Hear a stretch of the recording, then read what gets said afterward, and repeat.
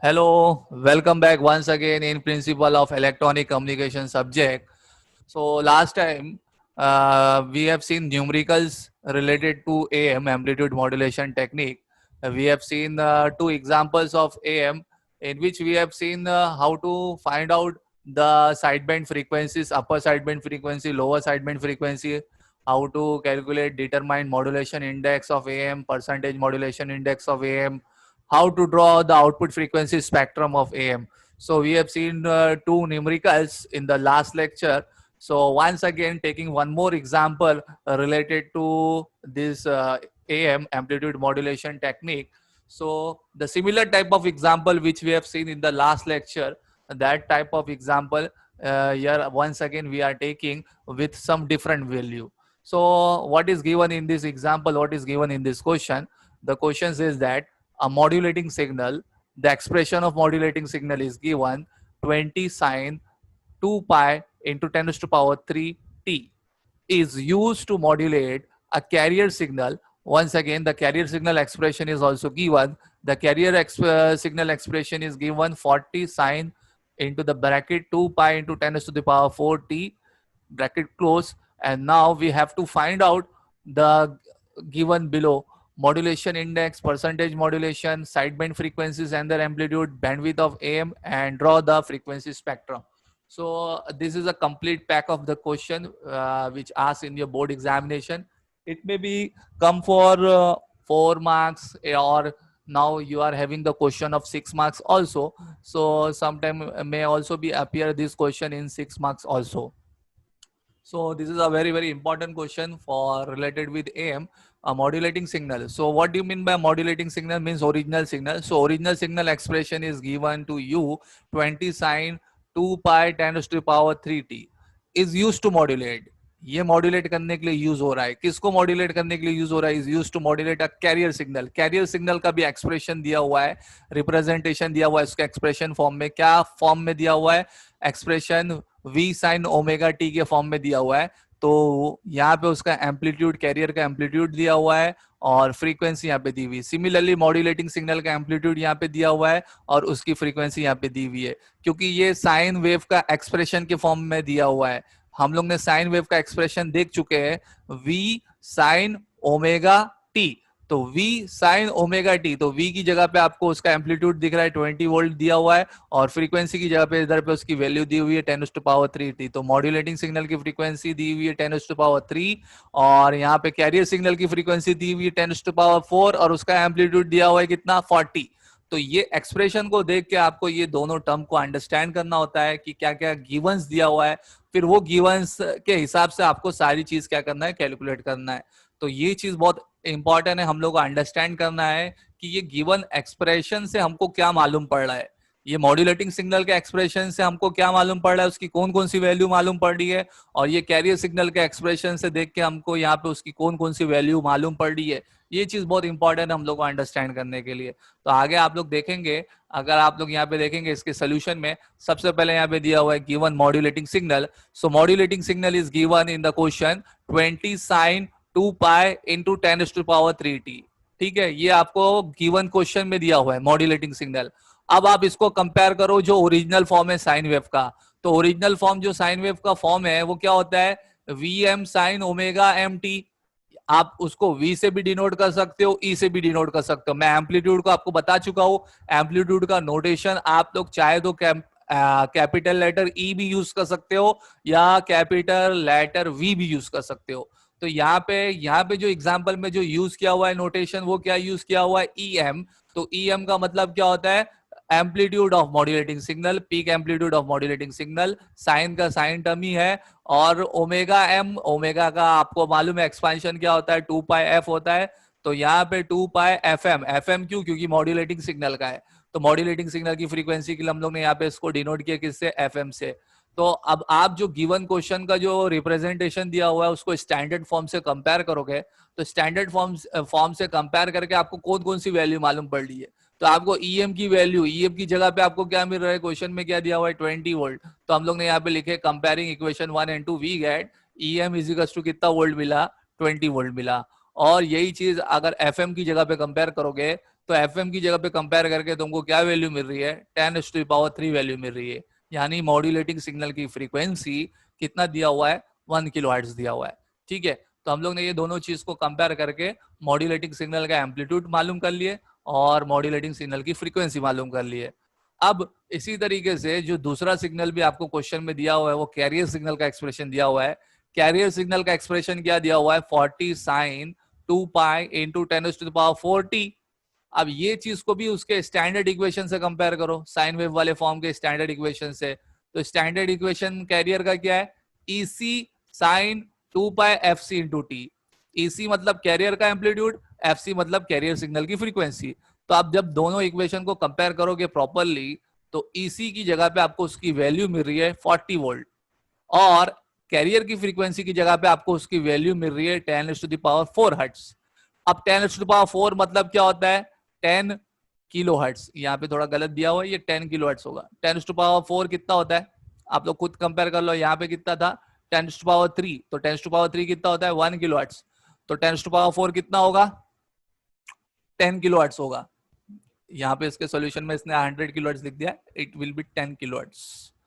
ठीक है, ओके। अब सबसे पहली चीज हम लोग को क्वेश्चन में क्या मालूम करना है, यहाँ पे हम लोग को क्या मालूम करना है, मॉड्यूलेशन इंडेक्स। सो मॉड्यूलेशन इंडेक्स की वैल्यू हम लोग ने देख चुके हैं, उसका एक्सप्रेशन देख चुके हैं। Modulation index is defined as the ratio of amplitude of modulating signal to the amplitude of carrier signal.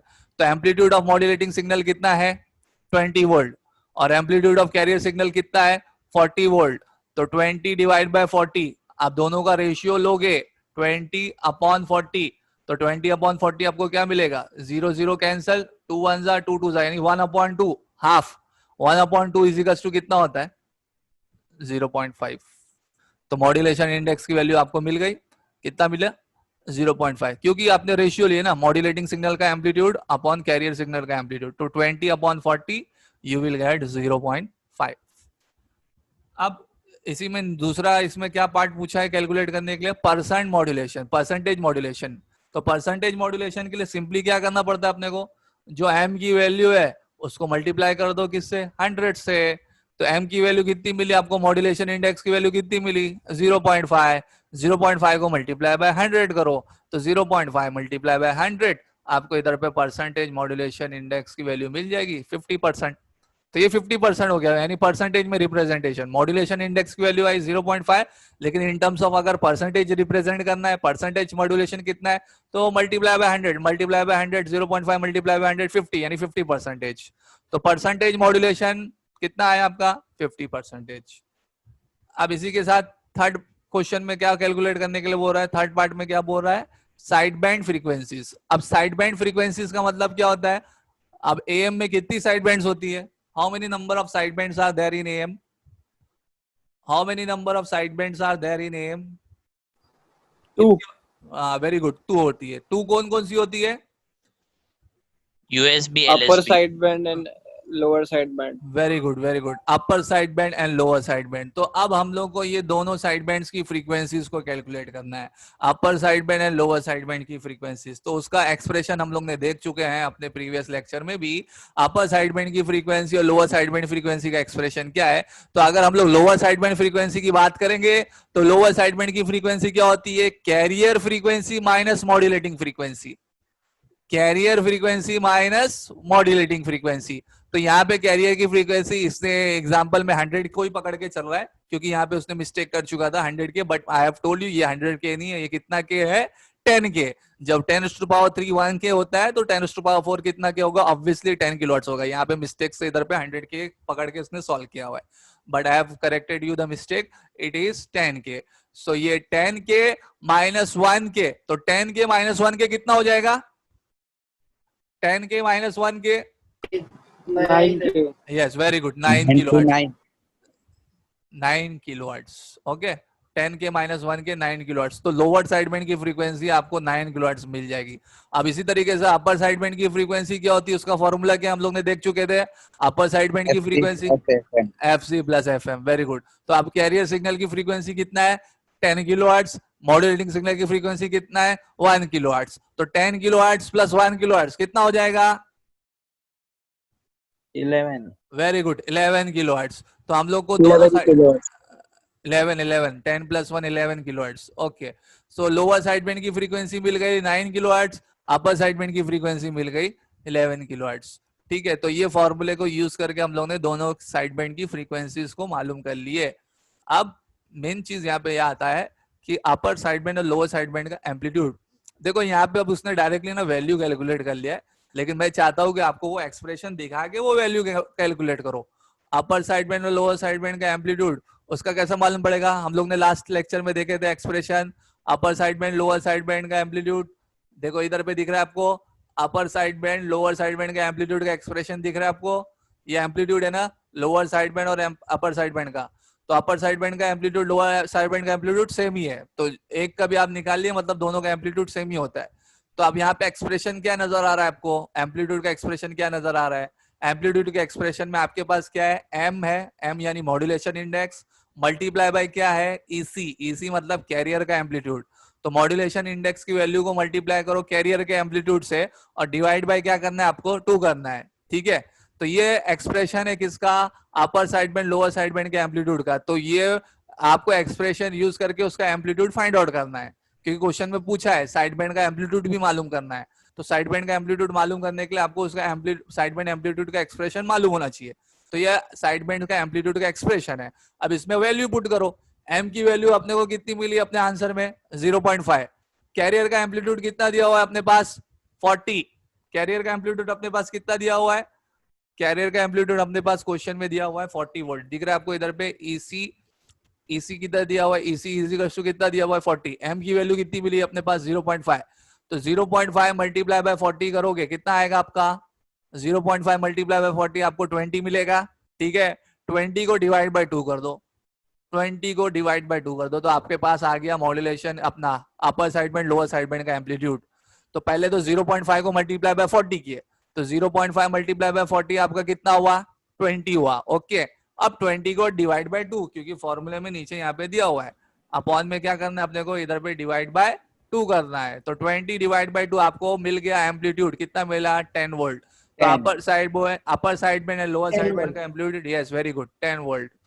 तो यहाँ पे इसने कितना कैलकुलेट किया, इधर पे दिखा आपको 10 वोल्ट कैसे आया ये, जैसा मैं आपको बताया पहले 0.5 को मल्टीप्लाई बाय किससे किया 40, तो आपका 20 डिवाइड बाय 2 इजिकल्स टू कितना आ गया ये 10 वोल्ट। तो upper side band lower side band का एम्पलीट्यूड हो गया 10 वोल्ट। लास्ट इस चीज में अभी क्या पूछा है, second last, bandwidth of am.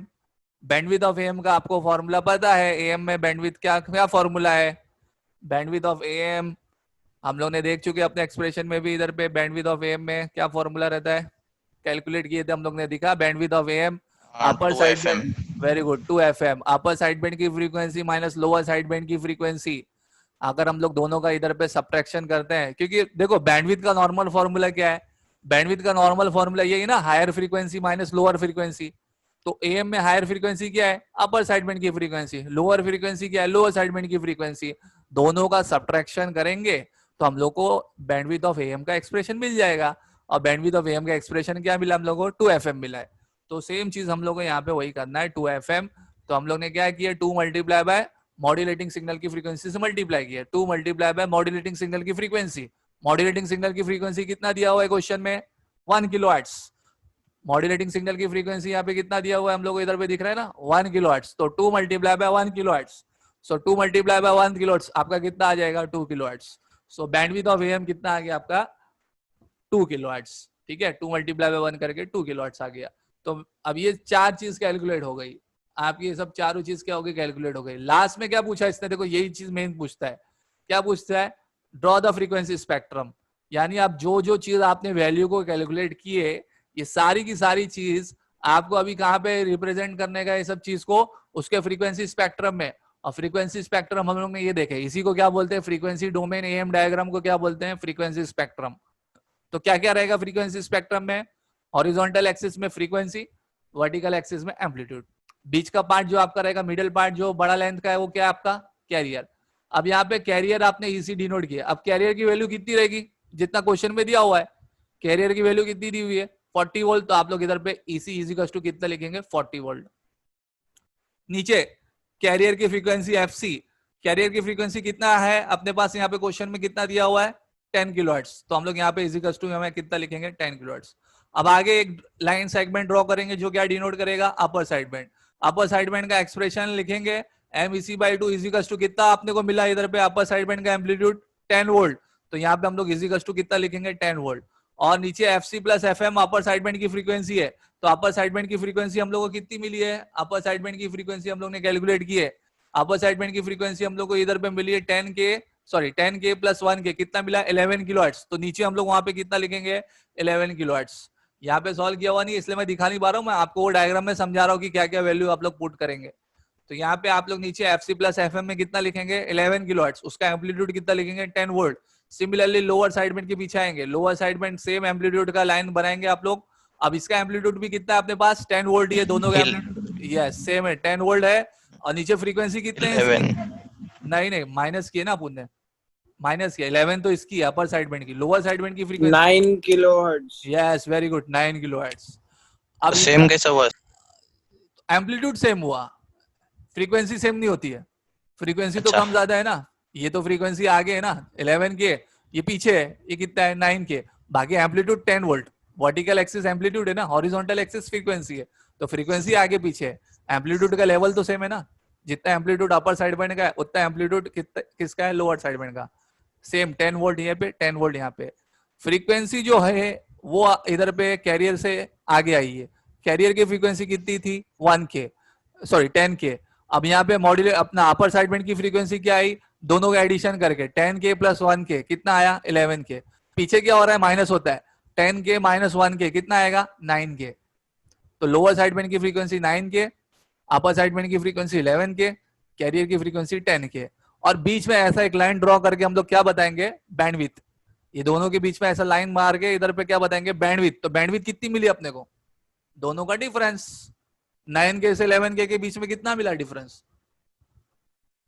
11 minus 9 करोगे कितना आएगा 2। ऐसा भी पता कर सकते हो और दूसरा ऐसा भी पता कर सकते हो, दूसरा मैंने जो फॉर्मूला बताया था 2 multiply by modulating frequency 2 multiply by 1 के 2 किलोहर्ट्ज। तो आप लोग इधर पे बीच में लाइन मार्क करके बैंडविड्थ इज इक्वल्स टू क्या शो करोगे इधर पे 2 किलोहर्ट्ज। तो ये पूरा कंप्लीट क्वेश्चन हुआ, इसका सोल्यूशन हुआ, जो आपको ये क्वेश्चन दिया हुआ था न्यूमेरिकल जो दिया हुआ था इधर पे आपको जो फाइंड आउट करने के लिए जो जो पूछा था उसने, तो हम लोग ने इधर पे सब चीज इधर पे कैलकुलेट किए। पहले तो ये गिवन एक्सप्रेशन को देख के ना अंडरस्टैंड करने का कि वैल्यूज क्या क्या दी हुई है, मॉड्यूलेटिंग सिग्नल का एम्पलीट्यूड कितना है, फ्रीक्वेंसी कितना है, कैरियर सिग्नल का एम्पलीट्यूड कितना है, फ्रीक्वेंसी कितना है, फिर ये सब चीज मालूम पड़ जाएगी ना आपको, तो फिर इसके बाद आप अपना फॉर्मूला यूज करके मालूम कर सकते हो। मॉड्यूलेशन इंडेक्स का फॉर्मूला यहाँ पे आपका VM बाई VC होता है या EM बाई EC होता है, तो दोनों का रेशियो ले लिए, मॉड्यूलेशन इंडेक्स मिल गया। परसेंट मॉड्यूलेशन इंडेक्स के लिए सिंपली मल्टीप्लाई बाय 100 करना पड़ता है। साइड बैंड फ्रीक्वेंसीज का formula FC plus FM, FC minus FM, फिर उसका एम्पलीट्यूड का formula MEC by 2, MVC by 2, ये मालूम होना चाहिए, तब आप लोग निकाल पाओगे। बैंडविड्थ ऑफ AM का फॉर्मूला 2FM, और फ्रीक्वेंसी स्पेक्ट्रम ड्रॉ करने आना चाहिए, ये फ्रीक्वेंसी स्पेक्ट्रम ड्रॉ करने आना चाहिए इस तरीके से। यहाँ पे नंबर ऑफ साइड बैंड बताना है क्या है, कैरियर क्या है, उसकी वैल्यूज वगैरह। आई होप अब आप लोग को ये चीज समझ में आई होगी किस तरीके से ये न्यूमेरिकल जो है वो AM से रिलेटेड रहता है।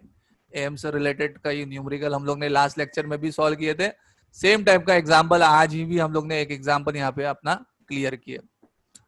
आई होप आप लोग को ये न्यूमेरिकल समझ में आया होगा, अंडरस्टैंड हुआ होगा।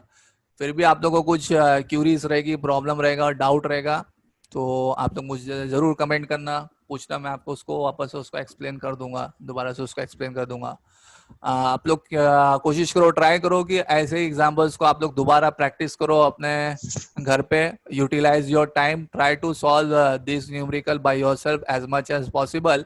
Please stay at home, study well, and give some time for study at your home properly. Thank you very much for listening and understanding. Thank you very much.